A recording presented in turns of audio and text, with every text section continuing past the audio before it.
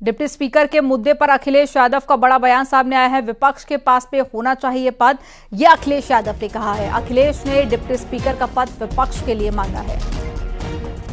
इससे पहले देखिए राहुल गांधी का भी बयान सामने आया था, उन्होंने भी इसी बात को दोहराया था। अब एक बार फिर से अखिलेश यादव की तरफ से स्टेटमेंट सामने आया। उन्होंने कहा कि विपक्ष को मिलना चाहिए डिप्टी स्पीकर का पद।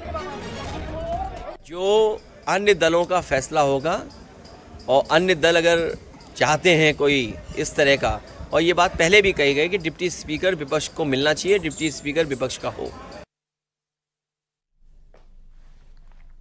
अगर नैनीताल में झील ही ना हो तो क्या होगा, ये बात इसलिए की जा रही है क्योंकि पिछले 20 सालों में नैनीताल की झील गहराई लगातार कम होती जा रही है। इसी से जुड़ी एक रिपोर्ट आपको दिखाते हैं।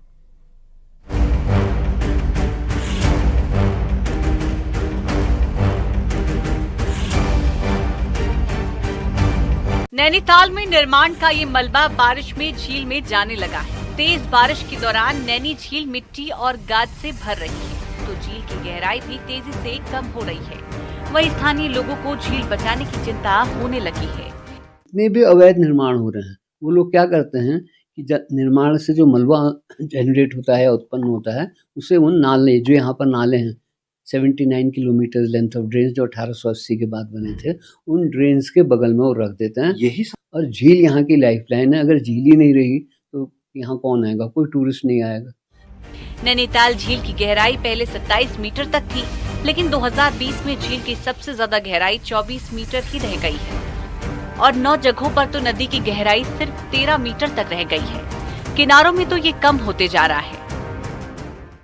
तो सुरक्षात्मक दीवार बनाने का काम भी विभाग के द्वारा किया गया था और जो मलबा है उसमें रोलर चलाकर उसको समतलीकरण भी किया था। अगर कोई इस तरह का इशू मलबे का नाले में जाने का आ रहा है तो उसको हम लोग चेक करा लेंगे, उसको समाधान करवाएंगे। बहरहाल नैनीताल की इसी झील से पर्यटन का अस्तित्व भी है और जिस तेजी से झील में मिट्टी गाद भर रही है वो चिंता का सबब है, क्योंकि अगर झील ही नहीं रही तो नैनीताल का क्या होगा, क्योंकि पर्यटक इस सुंदर झील का दीदार करने दूर दूर से आते हैं। न्यूज़ 18 के लिए नैनीताल से वीरेंद्र बिष्ट की रिपोर्ट।